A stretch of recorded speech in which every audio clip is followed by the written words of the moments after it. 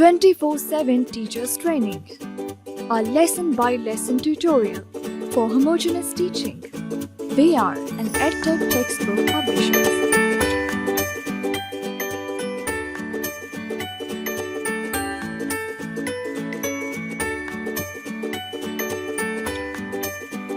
بسم اللہ الرحمن الرحیم۔ السلام علیکم محترم ٹیچر، سنو مین پبلشرز کی جانب سے خوش آمدید۔ یہ سیشن چوتھی جماعت کی معاشرتی علوم کے باب نمبر 6 پر ہے۔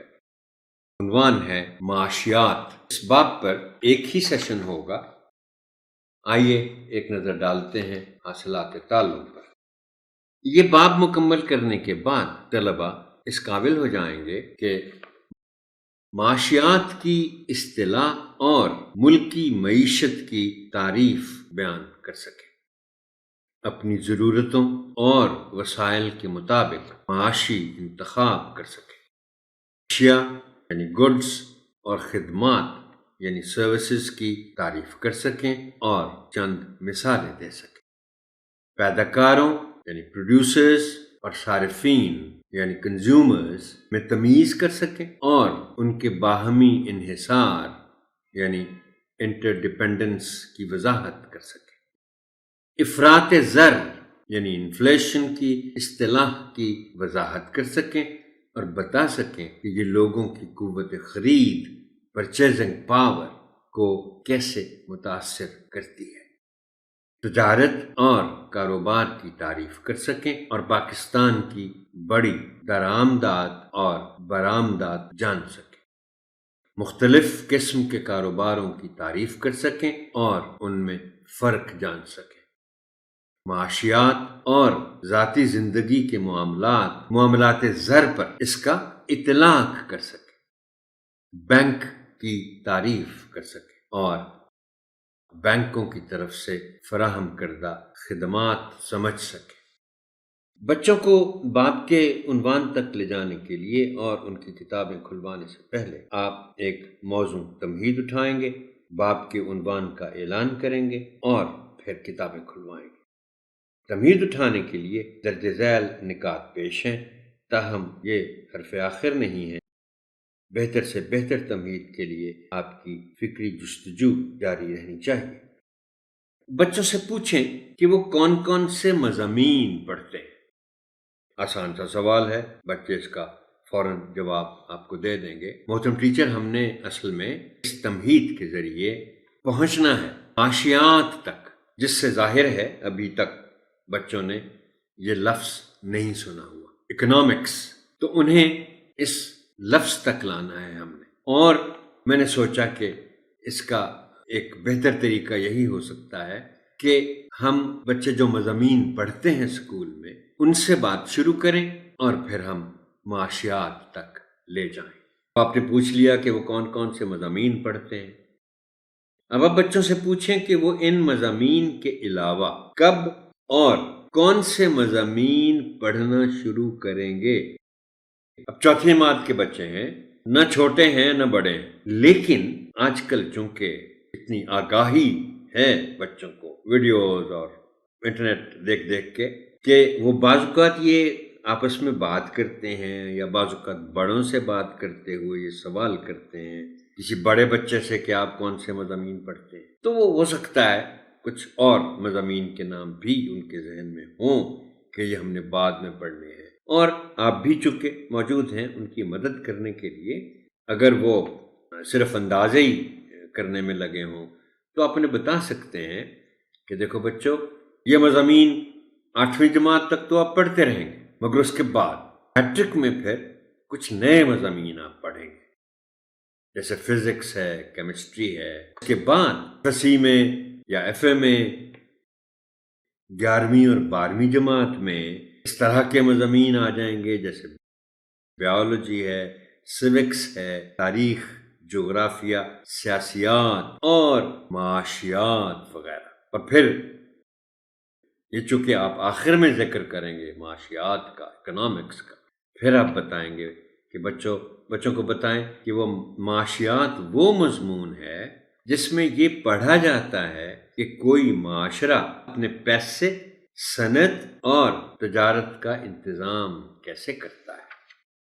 اس میں یہ بھی پڑھا جاتا ہے کہ لامحدود ضرورتوں اور محدود وسائل کو کس طرح لے کر چلنا ہے۔ آپ اسی سٹیج پہ بتا دیں گے کہ معاشیات کے مضمون میں وسائل، بنیادی طور پر وسائل اور ضرورتوں کا آپس میں چلنا ہے، اور آپ یہ بتائیں گے کہ یہ معاشیات جو ہے یہ صرف ملکوں کا معاملہ نہیں ہے، بلکہ یہ گھروں کا معاملہ بھی ہے کہ خاندان اپنی معاشیات کو کس طرح لے کے چلتا ہے، اور انفرادی معاملہ بھی ہے۔ ایک آدمی اپنی آمدنی یا اپنے وسائل کے ساتھ جو محدود ہے، آپ یہاں محدود اور لامحدود کے تصور سے بھی بچوں کو آشنا کریں گے، اور انہیں بتائیں گے کہ انسان کی ضرورتیں لامحدود ہیں اور اس کے وسائل، اس کی آمدنی وہ محدود ہے۔ تو معاشیات ہمیں یہ بتاتی اور سکھاتی ہے، یا معاشیات کا مضمون ہمیں یہ بتاتا اور سکھاتا ہے کہ محدود وسائل کے اندر رہ کر اپنی لامحدود ضرورتوں کو کس طرح لے کر چلنا ہے۔ بچوں کو آپ بتائیں کہ وہ اگلے باب میں معاشیات کے بنیادی تصورات کے بارے میں پڑھیں گے۔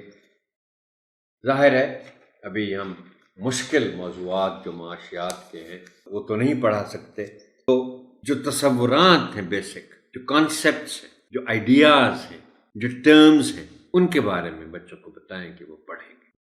بچوں کو اس باب کے درج ذیل مشمولات سے آگاہ کریں جو کہ معاشیات کے بنیادی تصورات ہیں، اور بچوں کو آپ بتائیں گے کہ یہ تمام بنیادی تصورات جو ہیں معاشیات کے، وہ کیا کیا ہیں جن کے بارے میں وہ جانیں گے۔ سب سے پہلے وہ پڑھیں گے کہ معاشیات ہے کیا، بڑی مختصر سی اس کی ڈیفینیشن یا تعریف۔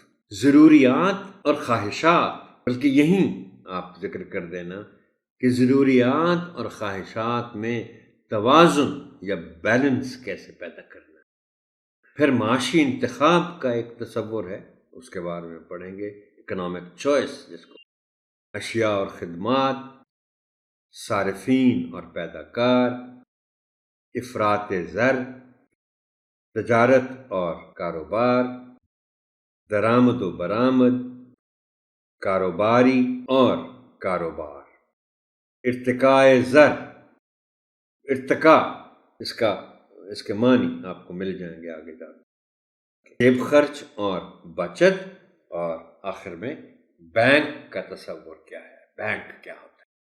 تدریسی تیاری کے لیے مشورے آپ کی خدمت میں پیش کرتا ہوں۔ پہلا مشورہ وہی معمول کا مشورہ ہے کہ آپ کو مہیا کیے گئے نصابی بریک اپ کے مطابق باب کے اس حصے کو اسباق میں تقسیم کریں اور ان کے مطابق اپنے سبقی منصوبے تیار کریں، لیسن پلانز بنائیں۔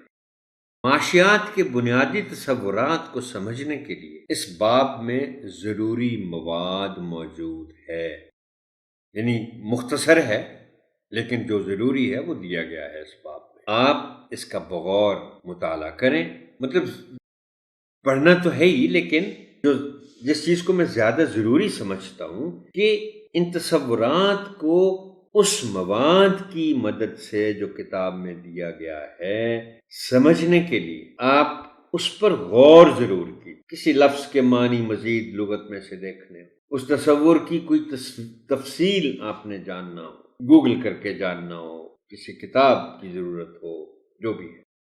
پھر ہے کہ بچوں کو خاص طور پر خواہشات، ضروریات اور وسائل کا باہمی تعلق سمجھانے کی تیاری کریں تاکہ وہ اس سے استفادہ کرنے کے لیے ذہنی طور پر تیار ہو سکے۔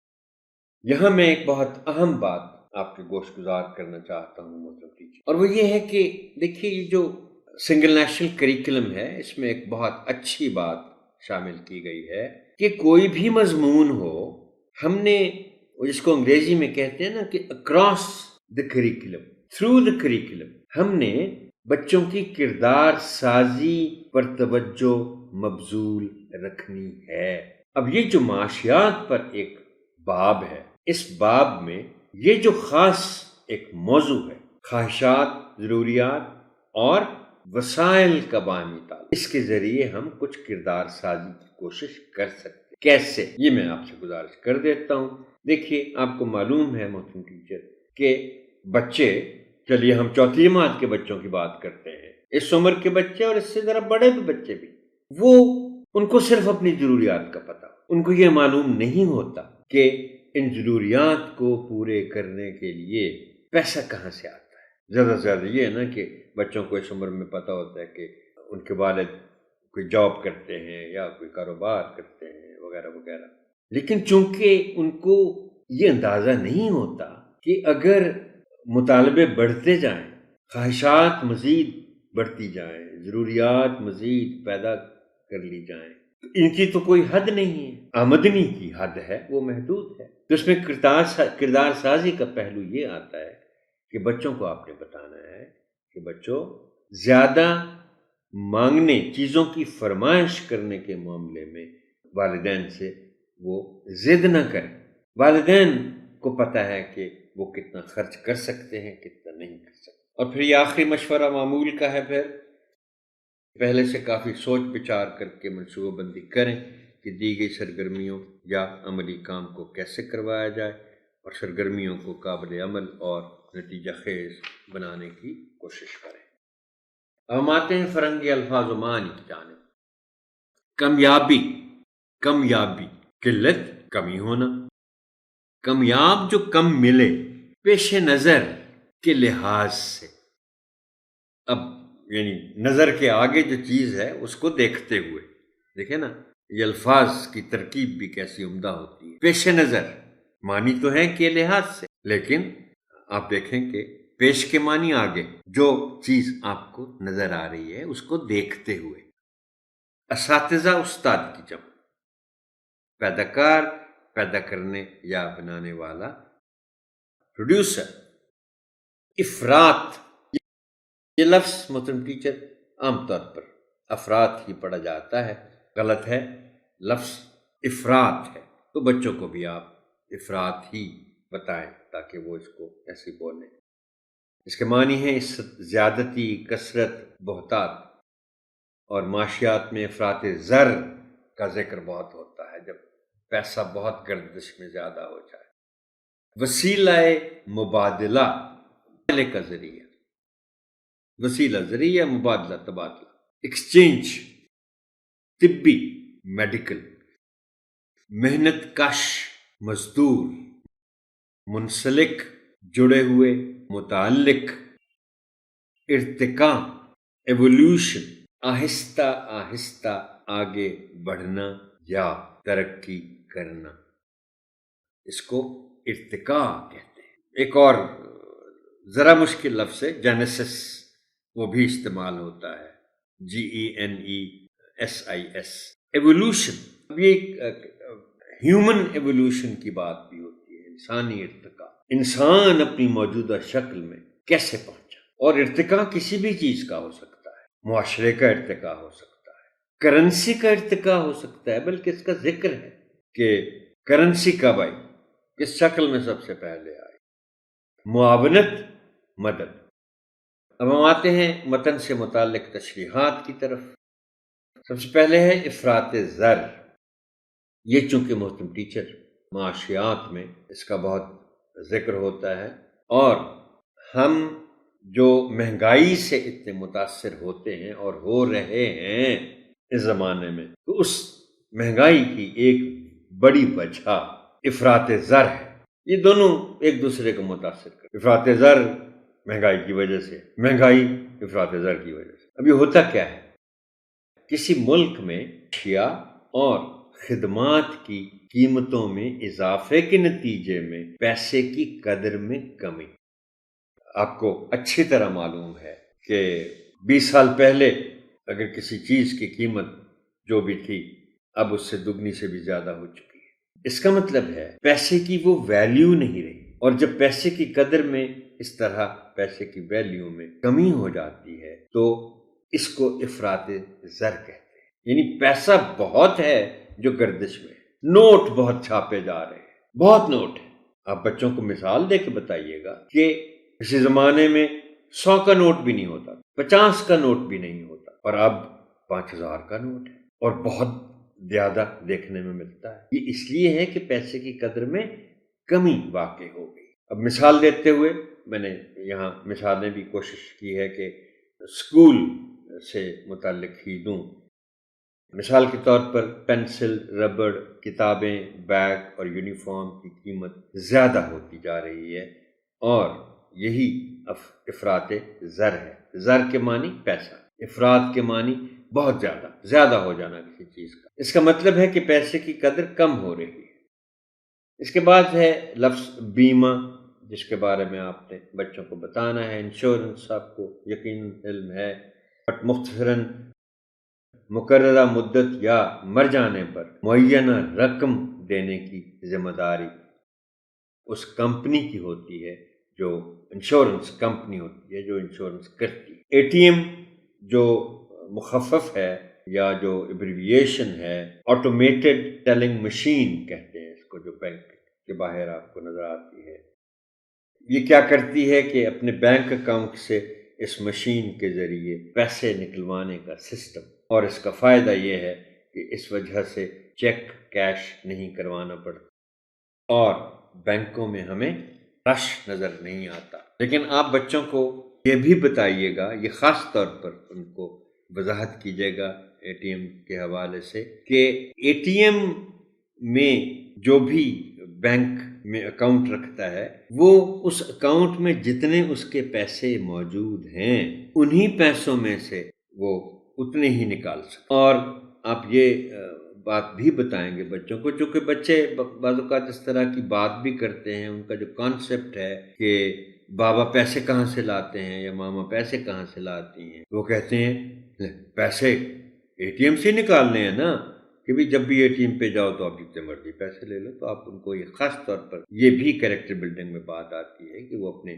مطالبات کم رکھیں جو اپنے پیرنٹس سے کرتے ہیں، اور اس وجہ سے آپ بچوں کو یہ بتائیں گے کہ بچوں، اے ٹی ایم تو صرف ایک ذریعہ ہے، سسٹم ہے پیسے نکلوانے کا، ورنہ بینک اکاؤنٹ میں جتنے پیسے آپ کے پڑے ہیں اس سے زیادہ آپ نہیں لے سکتے۔